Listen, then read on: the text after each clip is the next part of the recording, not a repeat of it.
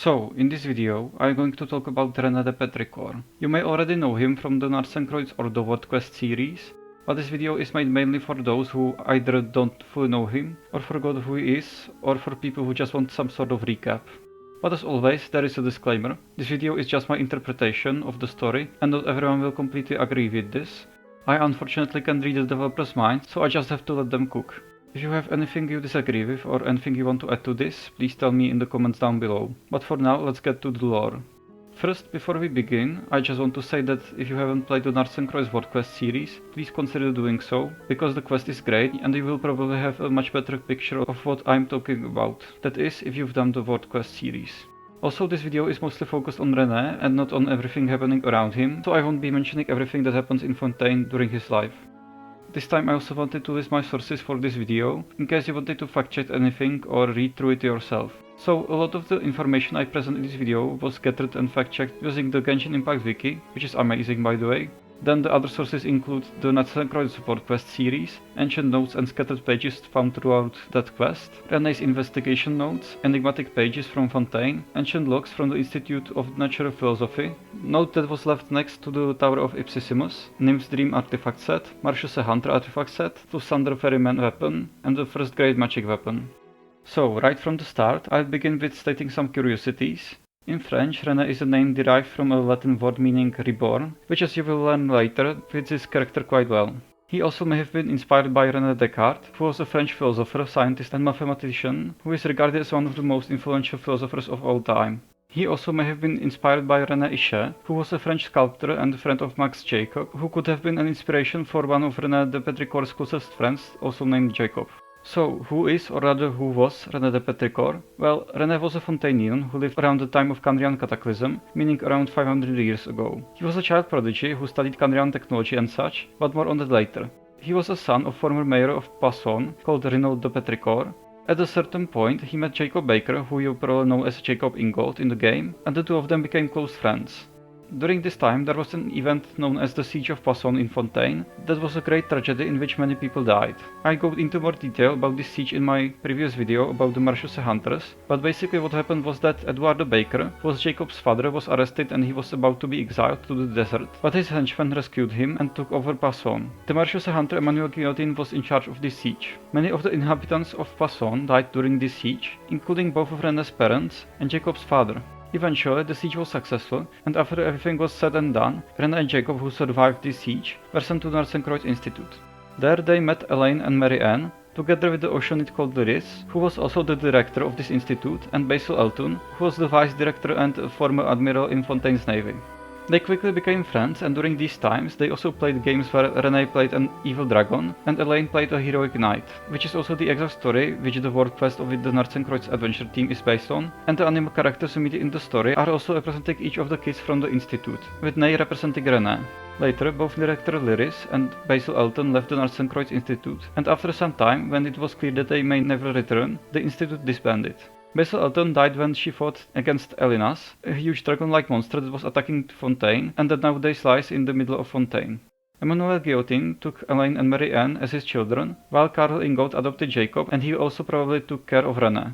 After that, Karl, Rene and Jacob traveled to Sumeru Desert and studied the Harvest Token, which as you may already know contained the consciousness of the former Hydra Archon Egeria, who died here in the desert.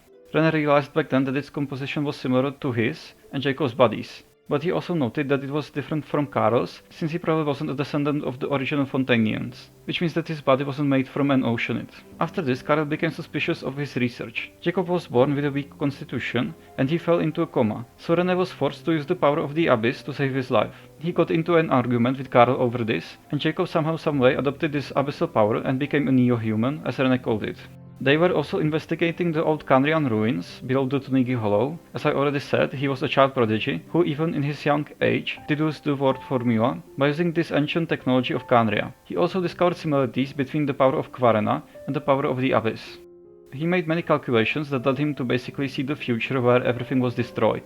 However, he didn't count with a descender such as the Traveler to appear, as they are not part of this world.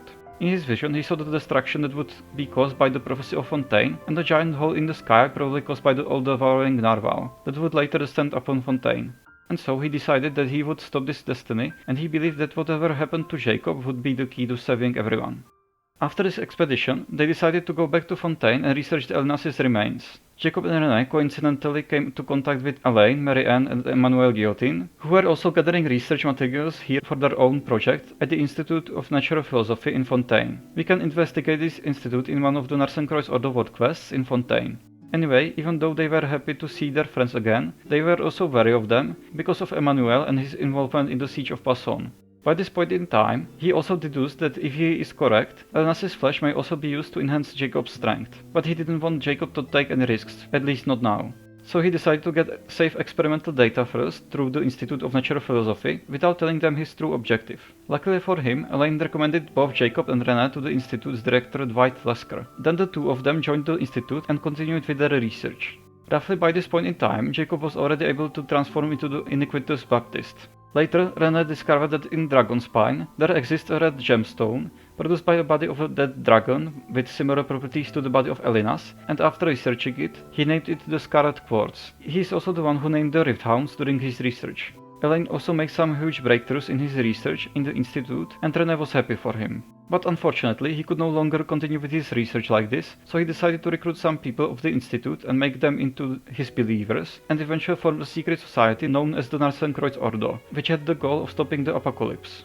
Jacob used some of his tricks and Rene's vision of the apocalypse to convince more people to join them. Members of the Ordo were given various clearance levels, ranging from 1 to 4 depending on their work and actions. Honorary clearance levels were provided for those who could not complete a clearance level but had made significant contributions to the Ordo.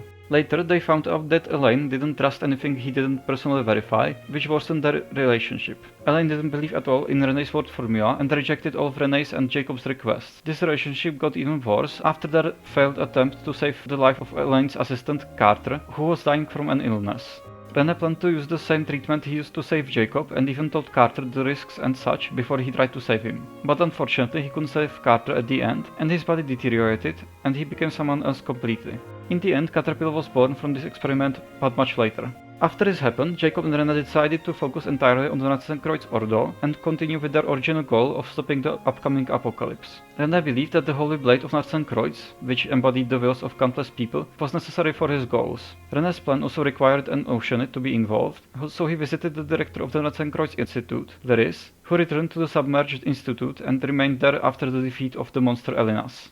Rene initially planned to build a new home and bring her over, however, during his investigation he changed his mind. At this point, they began researching the primordial sea. Rene made the decision to become the first test subject of his radical experimentation and have his personality removed. Soon, the former director Lyris joined the Narsenkreuz Ordo as well. Meanwhile, Rene also obtained the Holy Blade of Narsenkreuz he has been seeking.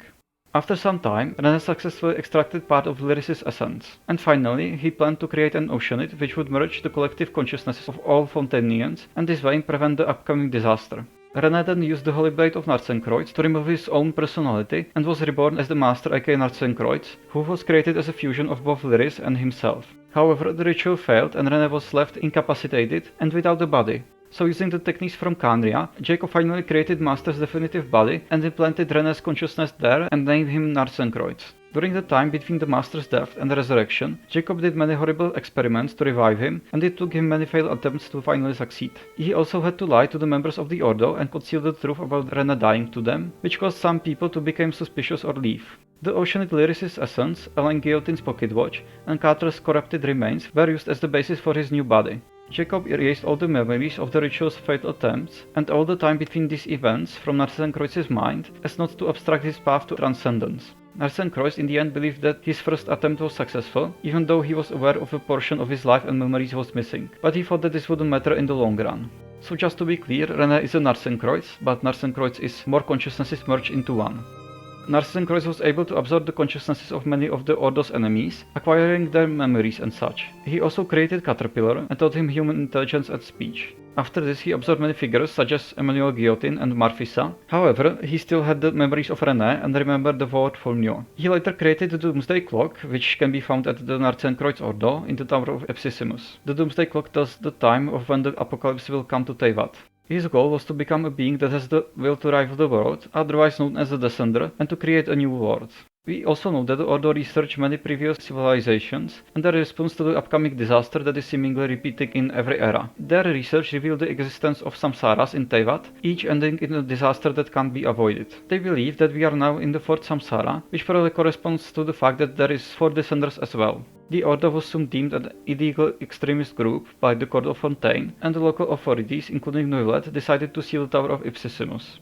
Considering Jacob's wishes and the friendship Elaine and Rene had before all of this, Narcissus and Croix used the Book of Revealing, which we can find in one of the war quests, to show Elaine a vision of the apocalypse that would come to Fontaine, to persuade him to join their plans to save the world. However, Elaine once again rejected their offer and left. Though Narcissus was very disappointed by Elaine's response, he promised to create a future with a place for both him and Marianne. Around 400 years ago, Caterpillar carried out some task, but failed, and was sent to the fortress of Meropide. Later the Ordo had a violent clash with the Maréchaussée hunters, including Elaine and Marianne. Eventually the hunters defeated the Master and his followers at Elinas, and before Narcissus and Croix fell into the primordial sea, Rene's consciousness told Elaine that he will return and save everyone. However, Jacob also survived and was preparing many years for the return of his master. Eventually, Jacob unsealed the entrance to the primordial sea and attempted to create a holy blade of Narcissus and Croix in order to free Narcissus and Croix and create the new world. But the Traveler and his crew managed to forge the blade first and stop him. They came to the Tower of Ipsissimus and eventually descended to the primordial sea, where they discovered Narcissus and Croix in the form of Hydrotupa. Narcissus and Croix realized that they didn't come here to hand him the sword or to join him, but even before he decided to fight them, he promised that he would save everyone from the apocalypse. Narcissus and Croix was finally defeated by the Traveler in the end, and he realized that the Traveler was a descender and that he didn't count with him in his war formula, which is why his plan failed. The Traveler then explains that he has already defeated the all-devouring Narwhal and that there was no need for him to stop the apocalypse anymore. After all of this, the Traveler once again saw the entrance to the primordial sea. After that, Narcissus and Croix joined his remaining friends as Rene, but he has already used up too much of his power and eventually disappeared. And that's it. That was the history of Rene de Petrichor, who decided to sacrifice everything he had, and even other people, for his plans to save the world, only to eventually learn that everything he did was pointless. But that's all for this video. I hope you enjoyed it and that it was easy to follow. Thanks for watching and I'll see you in the next one.